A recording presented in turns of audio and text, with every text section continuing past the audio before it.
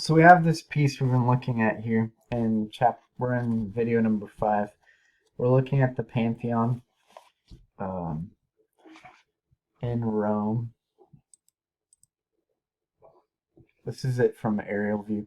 The front, as we said, is like a porch that you could see on any of the ancient Greek. We're in Rome, though, and the back is this rotunda that has a dome on it, so it's a round structure at the back with a rectangular porch on the front of it.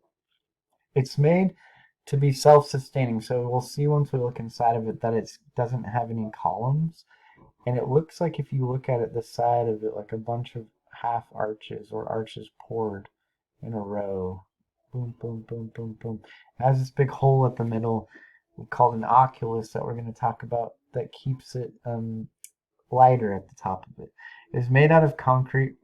The front of it is post and lintel with Corinthian columns, and it has that oculus in the middle, and it's very much a piece that has an interior focus. The dome starts uh, like, we'll look at it in the inside. It gets thinner as it goes up, and that's why there's a hole in the center of it to keep it light. The front of the porch is very much like the Parthenon in classical Greek, and we can see the temple layout we've seen many times. Like this example, it has that similar front to it, but it changes a lot as you go inside of it. And this is looking down the front of that porch to see the Corinthian columns, to see it in relationship to people going to it.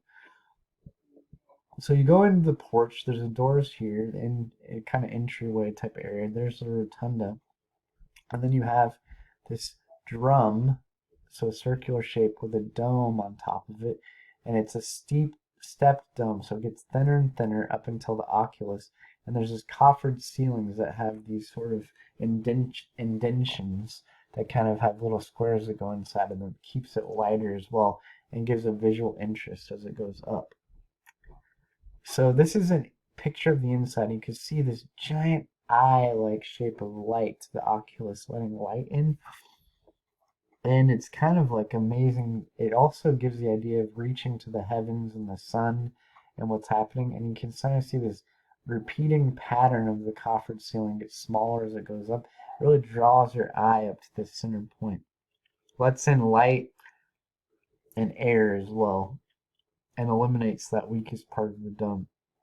There's non-structural Corinthian columns on the inside of it, decorative, and you see a repetition of squares and circles in the whole layout of the piece, the decoration of it, how they did it. Pretty amazing. There were wall niches at the floor. You can see a bunch of them that had statues of gods and goddesses. And then the second floor up here, you can't see a lot of them, had sculptures, statues of emperors.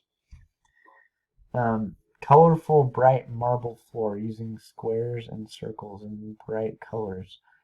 So it repeats that pattern, like the square front of the portico, the circular drum, and the dome. It's using a lot of that as repetition to make a really interesting building.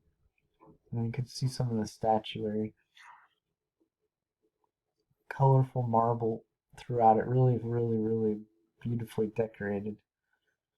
And that's looking up at that oculus. Pretty amazing building. Now we're going to look at the Roman baths in England. And Bath, the town of Bath, or city of Bath in England, has been named after the Roman baths. Before it was a bathhouse, it was first a temple. It was in 60 to 70 AD and built up over 300 years.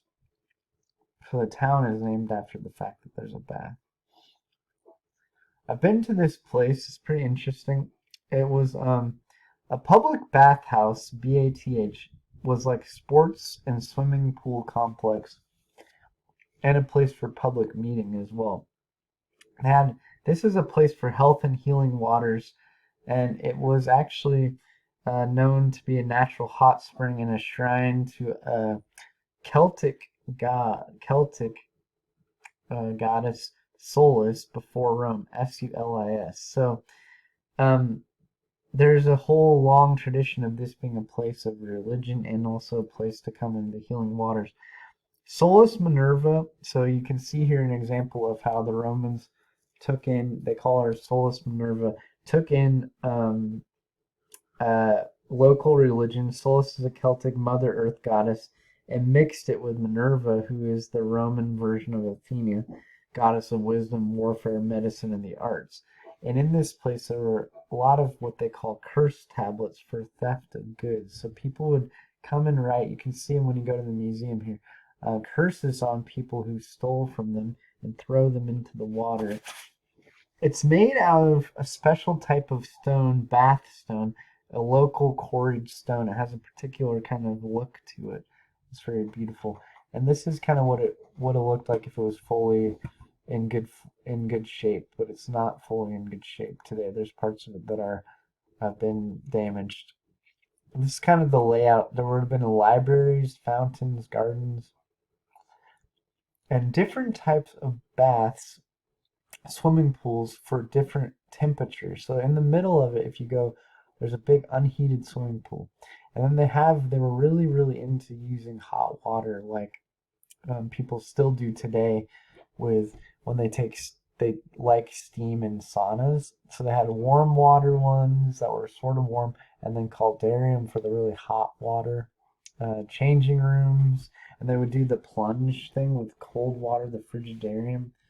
So when it was in full functionality and looked beautiful, it would have been really, really in good repair. But today it's been restored a bit, but it's not incomplete, completely like it would have been originally. When you're there, you can see some of the local cathedral from looking up out of the area. This is the middle area we're looking at. Then this is a part of the Frigidarium that's still left here. It would have been the cold water plunge. So they had a complex system. They liked the types of water. They would heat up the water, hot water, steam saunas, and be a place for business. And they would talk and hang out there. Pretty amazing complex based around a spring.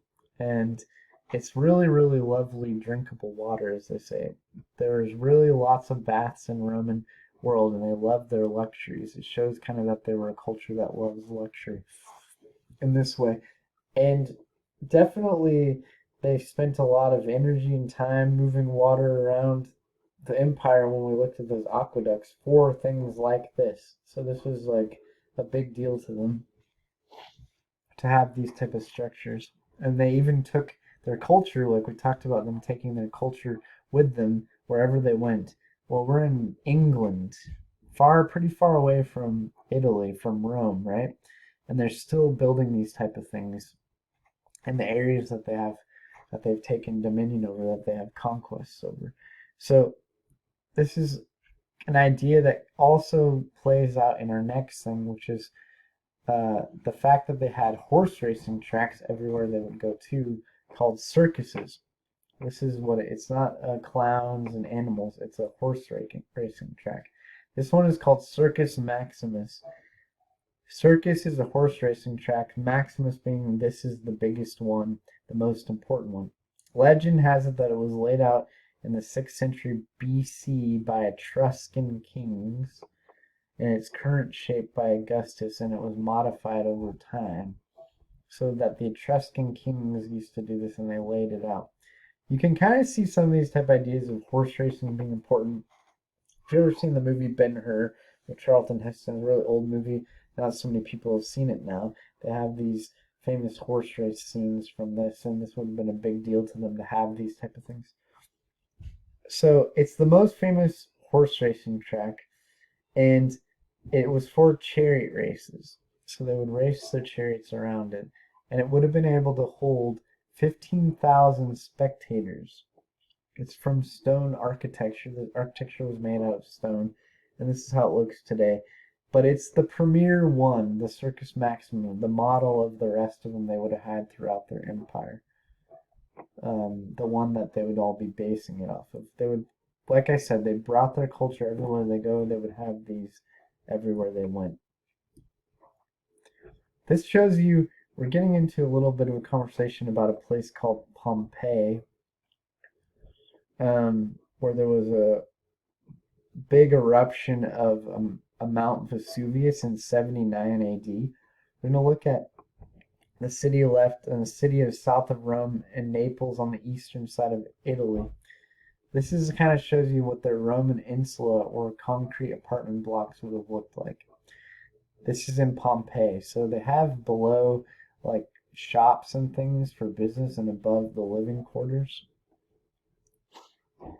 So this city, Pompeii, was destroyed by this famous eruption in 79 AD.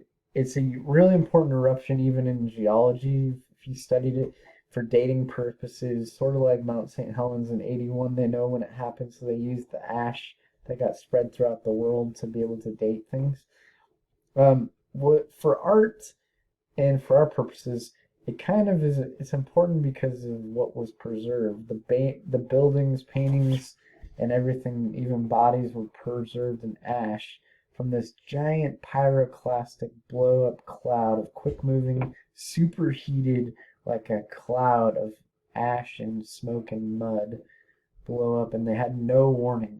So, like we talked about in earlier chapter 6, where this explosion happened and the middle of the island of Santorini was blown out. There weren't any bodies because they appeared to know that it was going to happen because no one was stuck there from it in the middle of it. This is not the case here. People did not know what was going to happen, and so we have some bodies that are here as well.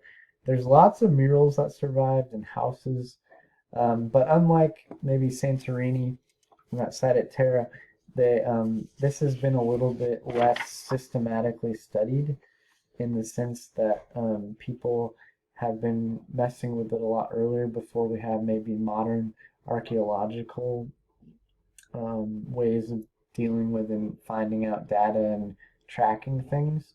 So some of it's been kind of messed up by people looking for treasure, so to speak. There's definitely human remains.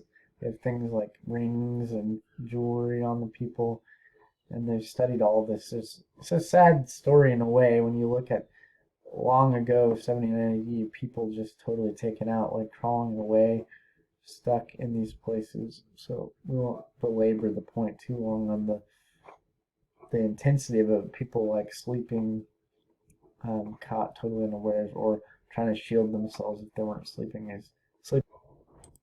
So the Pompeian house had a particular look to it, and architecturally was designed a certain way. And we have kind of a layout of what they would have been like here with the atrium, and then they have this courtyard in between, a peristylium. This kind of shows you some details of what it would look like inside the atrium. And inside of these, there's a lot of really famous fresco paintings. We're going to look at one in particular that's from the House of Vedi in Pompeii, sometime in this range, 63 to 79 AD. It's over here with Hercules strangling the serpents. And on the other side is another mural.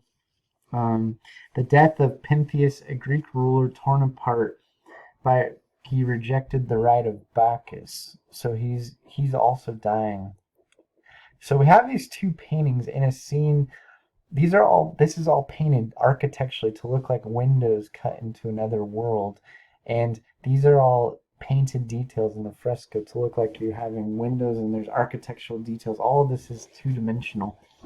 It's supposed to be a room that in some way maybe has a warning about death and how you deal with the gods and some kind of moralizing stories that from Greek mythology. So let's break down this one a little bit here. It's Greek mythology, and we have Hercules here. And he's strangling these serpents because he is the son, Hercules, of Jupiter, who is the Roman god equivalent to Zeus, of Jupiter, an immortal woman. And Juno, who is the wife of Zeus or Jupiter, is jealous at his infidelity. He's cheated on her with this person, so she sends snakes to his nursery to try to kill Hercules. But obviously in this you see baby young Hercules stopping that from happening. His powers are already apparent. And so this is what we get an image of here. in this. It's very similar in a certain way. We could see some commonality